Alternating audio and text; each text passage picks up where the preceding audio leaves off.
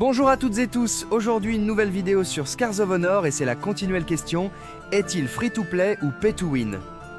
Le directeur créatif de Scars of Honor, Venlin, a récemment partagé des informations détaillées sur la monétisation du jeu lors d'un stream Twitch. Il a clairement indiqué qu'il n'y aurait pas de modèle pay-to-win ni d'abonnement et que les extensions seraient gratuites.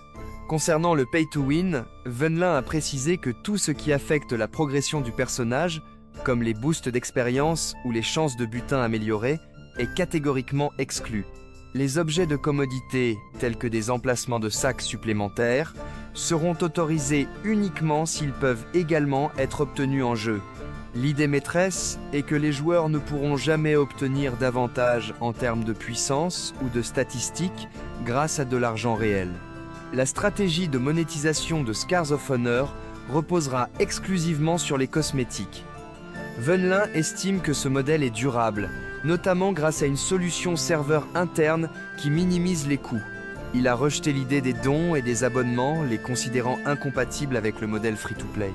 L'accès anticipé est envisagé comme étant gratuit pour tous, afin d'éviter toute sensation de punition en cas de réinitialisation des données ou de désavantage pour les nouveaux arrivants. Des éléments cosmétiques exclusifs, comme des titres ou des skins, pourraient être proposés pour distinguer les premiers joueurs, sans impact sur le gameplay. Les boîtes à butin sont totalement exclues. Les Battle Pass sont à l'étude, mais sous des conditions strictes. Pas de pay to win et pas de sentiment d'urgence. FOMO. Les appearance points, permettant de modifier l'apparence de l'équipement ou des personnages sans affecter les statistiques, seront disponibles à l'achat et considérés comme une monétisation cosmétique équitable.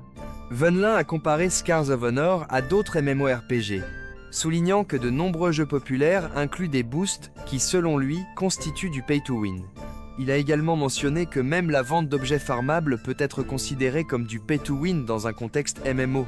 Enfin, le jeu n'intégrera pas de PvP full loot en monde ouvert pour préserver la longévité du jeu.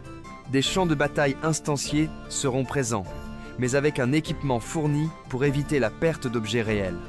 Une première démo est attendue pour la fin du premier trimestre ou le début du second trimestre 2026, suivie d'une phase de test de monétisation plus tard dans l'année, où les joueurs recevront de la monnaie virtuelle pour tester les achats cosmétiques.